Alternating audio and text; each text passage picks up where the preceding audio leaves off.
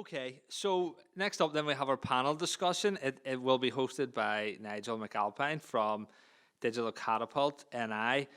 Nigel told me last night at dinner that he is like the Michael Parkinson of Northern Ireland. So, prepare yourself for some advertising for Sun Life over 50s plan coming at us. But Nigel's going to host our panel discussion of our local technology companies who are going to present some stuff. So, Nigel, do you want to come up and say a few words about Digital Catapult and get the panel up? Oh, okay.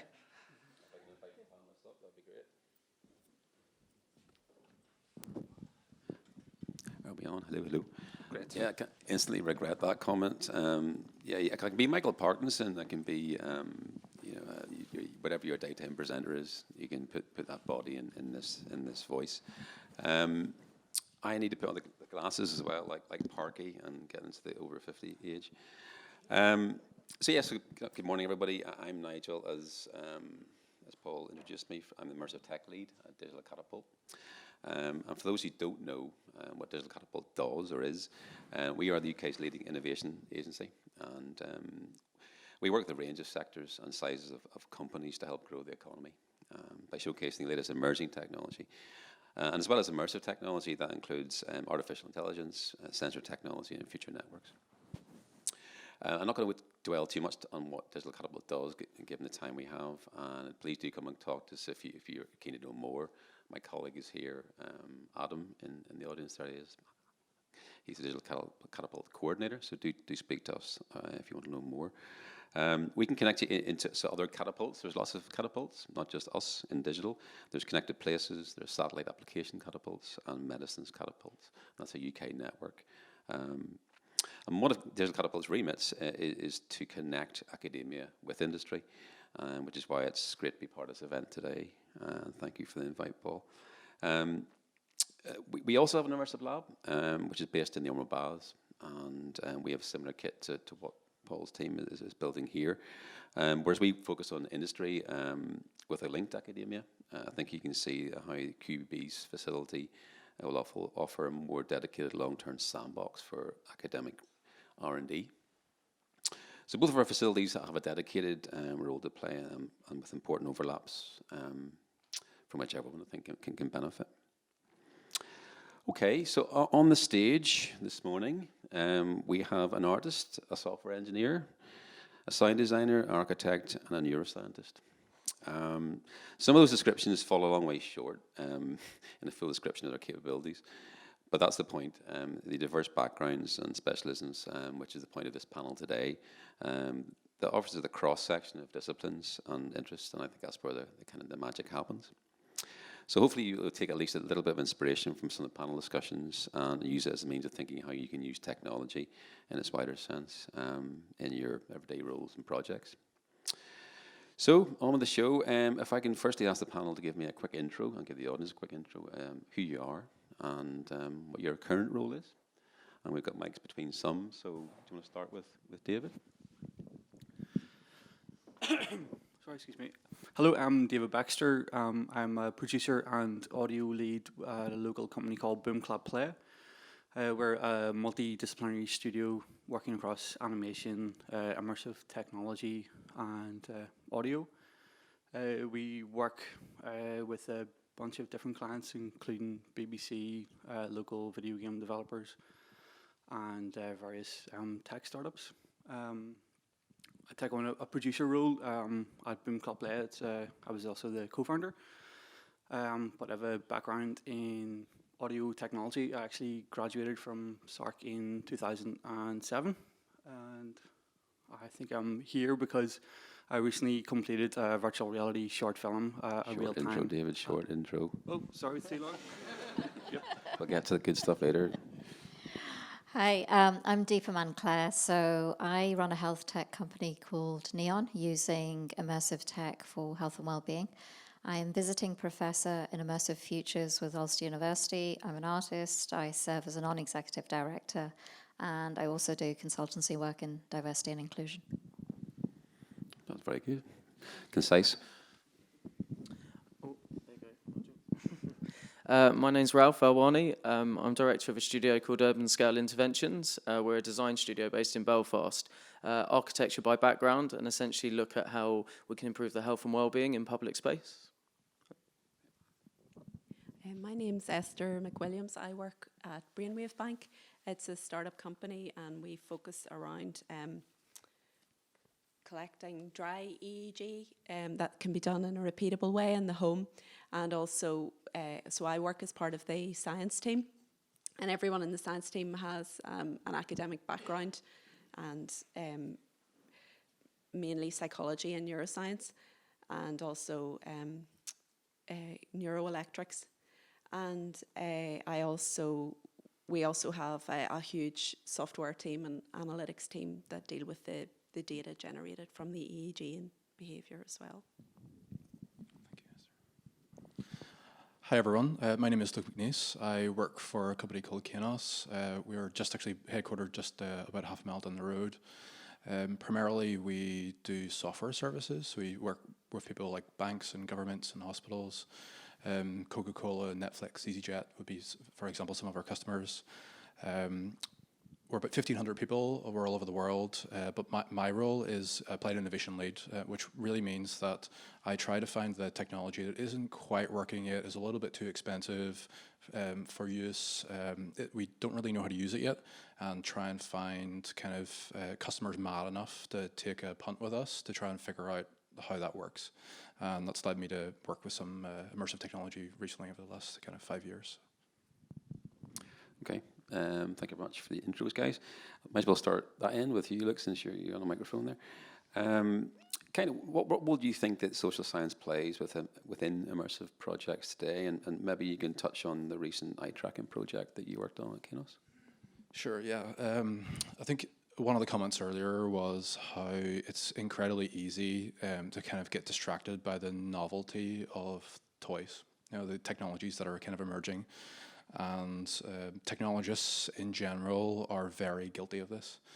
And one of the things we've seen, I think, with the early immersive industry has been where we've, as a community, have got really excited about the kind of anecdotal possibilities of what we can do.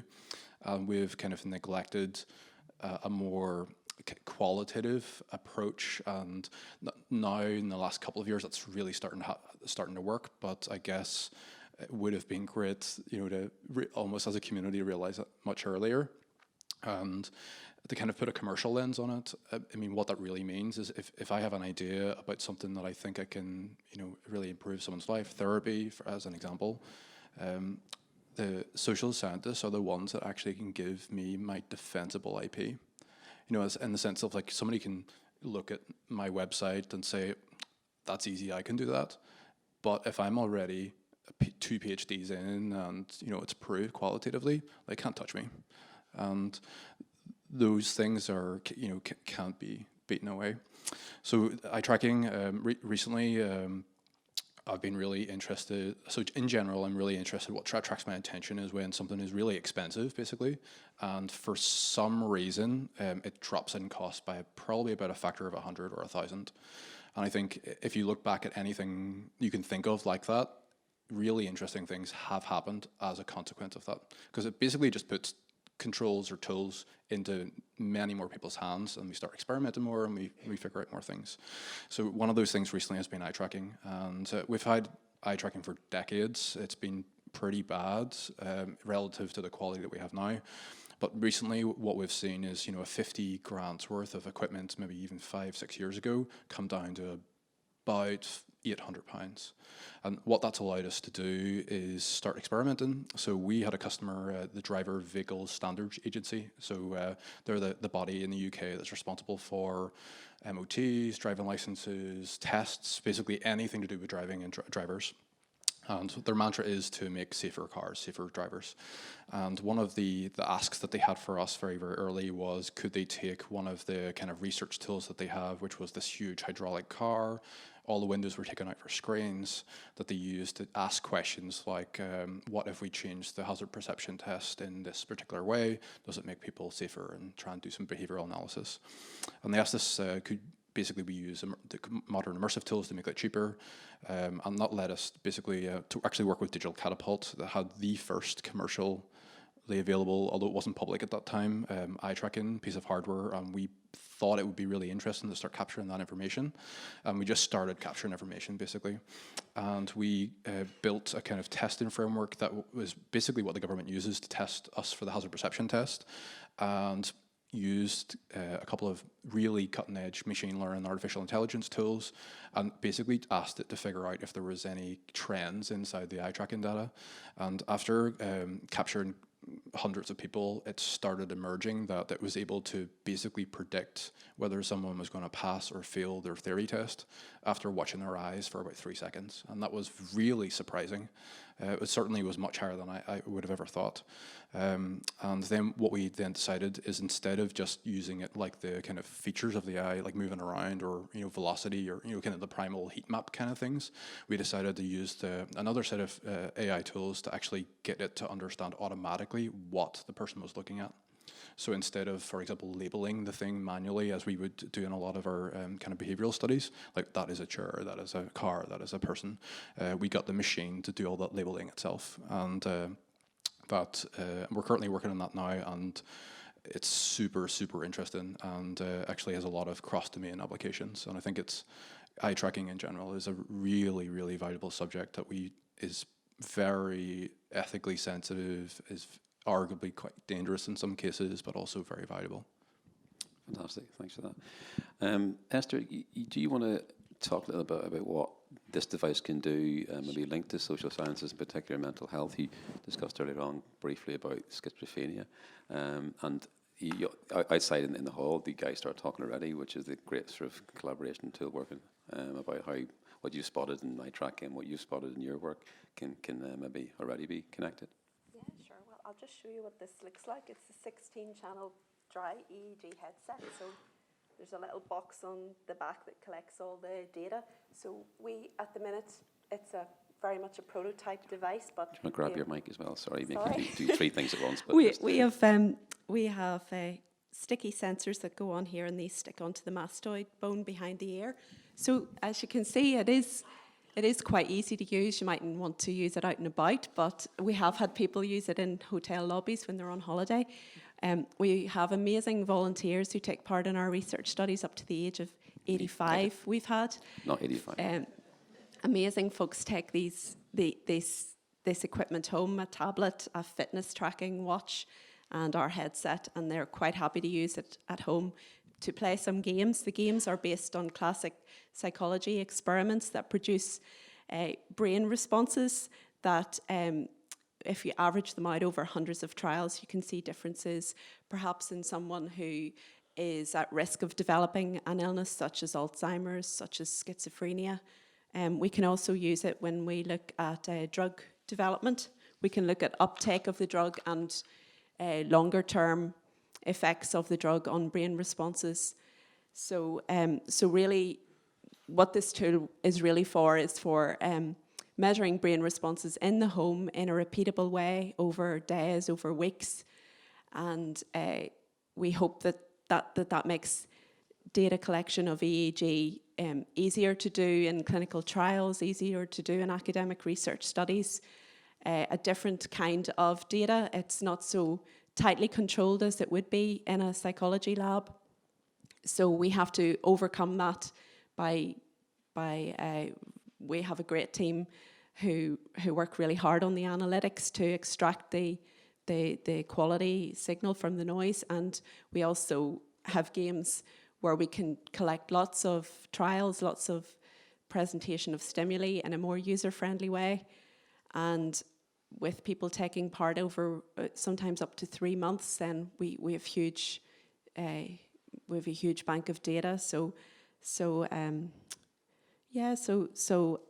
Within maybe of interest to yourselves at the minute, we have a study that we're involved in. It's also an SBRI study that David had mentioned earlier. So we have some clinicians involved in the Northern Trust, and I think we're also looking for clinicians in the other trusts as well, psychiatrists and clinical psychologists, to get involved. It's a study that looks at young people who are have an at-risk mental state, and what we really want to do then, it's a proof of concept study. We really want to see, can we pick up, can we use the EEG to identify and predict people who are more at risk of actually going on to develop full-blown schizophrenia? Obviously, that's something that's really, that's what the clinicians really want. That's the value that would really bring benefit to them, so as I say, you know, we are looking for clinicians from the other trusts to pick up on this as well. And the study I'm involved in is looking at picking up people at the very early stage of Alzheimer's as well. So we have a big study running at the minute. We're looking for any volunteers who are, the only problem is you've got to be over 55, but if anyone fits the category and would like to take this home and try it for 6 weeks, so I'd love to hear from you. I tried it at the early stages before that, by the way, so I was under 55. Yeah, that was for younger population, I have to say it with. You were allowed to be over 40 for that, so Thank you. yeah. Good work. No, it's fascinating stuff, and you know, that role of connecting the technology to the gamification bit, and what I've discovered is validate. I'm definitely not a patient person. Thanks for that. That's great insight. Thanks, Esther. And if we move on to Ralph, which is an interesting segue into a very different working in this area.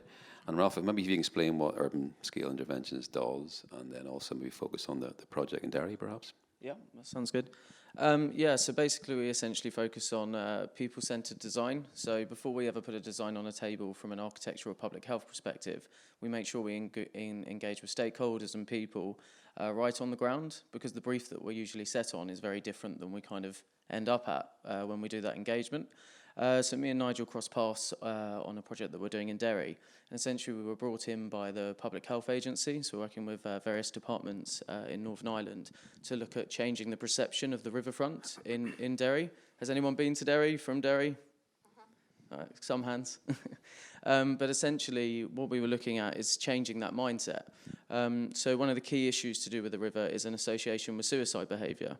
And we kind of wanted to look beyond that kind of idea of fencing a river and looking at the imprisonment of that, because that's not changing the mindset. It's not changing the reason why people use public spaces for general health and well-being. So there's kind of, for the last 3 years, we've engaged with 15,000 people in the city on how do you want to improve your riverfront. Alongside that, we've been working with suicidologists, mental health experts, on how we can see how we can create kind of cognitive distractions or change perceptions on riverfronts to alleviate suicide behaviour. So very quickly, a couple of projects that are looking to do that. One is the Foyle Bridge, which is an 860-metre bridge. Instead of burying that, we're actually looking at a civic-owned app. So the idea is you can change the colour of the entire bridge for 5 or 10 minutes on a day of your choosing to celebrate a wedding, a birthday, an anniversary, and the money invested from that app then goes back to the Department for Infrastructure to fund the lighting application. But what you start to do is you shift that mindset from suicide to celebration, so that the icon in the city is changing the perception of what it's used for. Another project we're looking at doing is we're looking at deploying 40 pop-up pods along the riverfront. So the idea is it's an enterprise full of commercial, education, retail uses, and we're going to train up the occupiers for free rent of that space in mental health training. So we put a community response on the riverfront. But what about when those shops are shut at 2 o'clock in the morning and someone might be vulnerable at that river edge? So what we're looking at is how behaviour recognition can pick up on certain behaviours around suicide. For example, hands and heads on railings, to taking shoes off, things that we wouldn't necessarily perceive. And how can that create a quicker response time? So how can assistive technologies present a number or phone into a search and rescue service and say, look, you know, don't worry, someone's coming, or that first response before that kind of 2 or 3 minute human contact? Is that okay? That's perfect, thank you. Moving on to Deepa. Deepa, you've kind of come from different careers into where you are now. Maybe give us a brief discussion around that, or a snapshot of that, and how social sciences has affected those roles, and then more recently maybe talk about the VR experience you produced, Breathe. Cool. So I studied social policy at the London School of Economics and then went on to study Masters in European Social Policy, worked in equality in Northern Ireland, and authored the first report into racism, which came out in '98. So there's a value basis to my work in terms of deeply committed to ethics. Worked in Belfast City Council, the Equality Commission, and took a career break from there to become a full-time self-taught artist in 2007, which also worked with family life at that point with young kids. And then in 2016, discovered VR, and then another kind of pivot, and worked with Kainos on Retin-A, which we took out to South by Southwest in 2017, and started to read up about the efficacy and impact of VR in terms of health in particular and chronic pain management. My mother has suffered from chronic pain for over 23 years. And so the ethos and the value basis in terms of my work with Immersive is very much tech for good and social tech, that the technology is there to enable people to feel more human and to teach people skills that they can use in real life. And I think Luke's kind of right that at the moment there is a bit of playing with toys, and I think if we're working in this space, we have to really challenge ourselves and ask the questions, is VR or AR or MR the best tool for this particular need, and kind of not presenting the solution before talking to people that are going to use it. So in 2017, the Public Health Agency and the Department of Finance, I think it was, organized a hackathon, a pain hackathon in June with people who suffered from chronic pain and also the health professionals who worked alongside them. And we attended that, and our key takeaways on the day were that people in chronic pain needed access to a range of tools to help them when they were experiencing a particularly bad episode. But health professionals also reported that mindful breathing was the single biggest benefit that all their patients reported. So on the day, I worked with two amazing developers, and we developed a prototype called Breathe VR. So you're in a meadow and you use your breath to affect the VR environment and the leaves rising and falling. Now, up until that point, I'd been doing just quite a bit of research. Bren Spiegel of Cedars-Sinai has done a lot of work around pain distraction, and when you're in immersive, your brain's hijacked in terms of that sense of immersion, creates even a greater distraction than other techniques provide at the moment. All the work that Skip Rizzo has done in terms of PTSD, Walter Greenleaf, Kim Bullock. There's about 30 years of research in this field. So we had the prototype. It tested really well on the day, but I wanted further evidence that this actually worked and was meeting user needs. So we did a really small pilot study with people suffering from fibromyalgia and spinal fusion surgery. And people were asked to try the app for 3 minutes, and 8 out of 10 respondents reported a de-escalation in their pain. And we used the visual analog pain scale. And I suppose the most poignant moment for me was when a man came to test Breathe VR. He used to be a cyclist, had an accident, and still suffered from partial paralysis down the left side of his body. So he scored his pain as 7 before using Breathe VR, and it fell to 3.5 after just using it for 3 minutes. But he was in tears coming out of that because of the relief that he felt. Now, we've developed the app. It's been launched on the App Store. And I would just caveat it in saying that it is one tool for people. We then lent out the headset to people for 2 weeks at a time because to see, what's the impact of this if you actually have it at home and can use it when you want. And there's kind of key feedback from that is that people want access to more environments. When the VR environment is personalized, it's more effective in the same way as we listen to music or read books. and that there is an analgesic effect that stays with people, that they found not only did it de-escalate their pain, but it also really relaxed them. So that's been an interesting, unexpected outcome, that it's really helped to relax people, even those not in pain, and distract people. I mean, in terms of mental health, 1 in 4 of us will suffer from mental health related problems in our lifetimes. And I think on radio this morning, there was a study with students, up to 50% of students will suffer with mental health problems. So I think the more sort of solutions and tools and choices that we can provide people, the better, but it has to be user-centered, user-led, and user-designed, and it has to meet a real need. Super. Thanks very much, Deepa. Fascinating stuff. From chronic pain to the Big Bang Theory. And a lovely, not unnatural segue, but this just proves the sort of the breadth of experiences that we have on the panel today, and it's fantastic to see this happening in Northern Ireland. It's a wonderful range of collaboration. And we have now David going to tell us a little bit about Boom Clap Play, and maybe when something happens, and not describe it the way you don't like me to describe it, because it makes you cringe.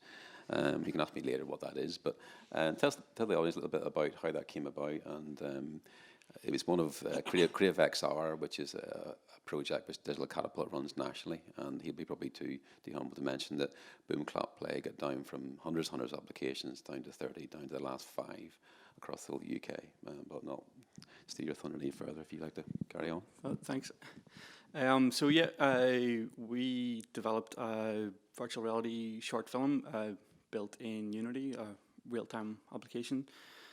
It was originally inspired by this history framework called Big History by a historian called David Christian.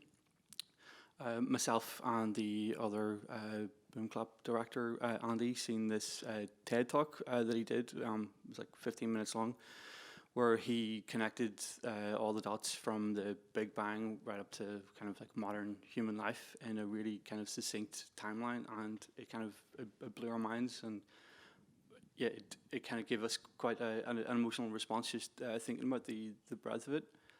So we were toying with this idea of creating an animated short film for it. We'd both been working on virtual reality projects in Cardboard and Vive. Myself with Deepa on one of her earlier projects for Vive, and Luke as well. And so yeah, I'd been dabbling with Unity over the past couple of years, and we thought, right, let's really kind of jump into this and make it a real-time short film. It started as a kind of a lo-fi idea funded through a short film scheme in Northern Ireland Screen, but we entered it into Digital Catapult Creative XR program, and as Nigel said, we were one of the kind of 20 winning prototype applicants. And yeah, we kind of carried through with it last year. It's currently being entered in international film festivals due digital release at the end of the year.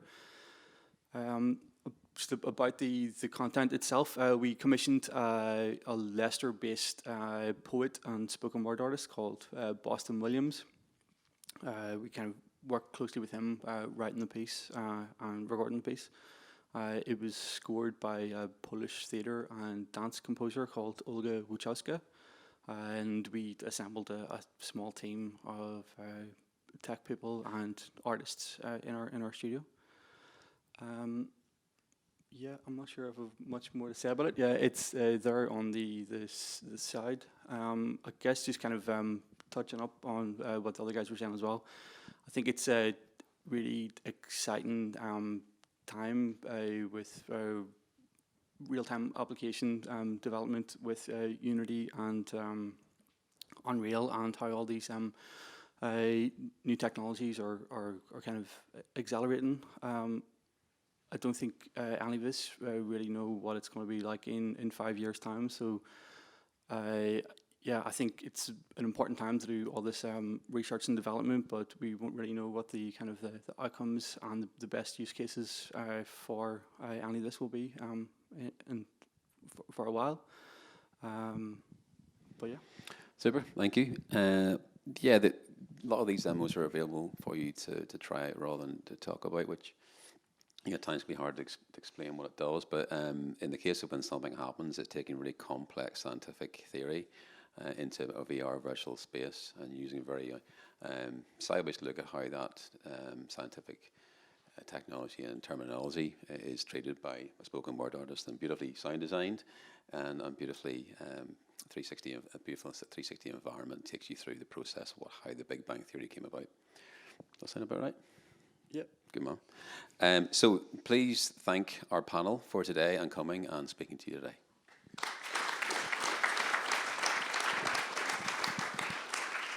I think, given the time we have, Paul, we'll take maybe questions then directly to these guys rather than and open the audience if that's okay.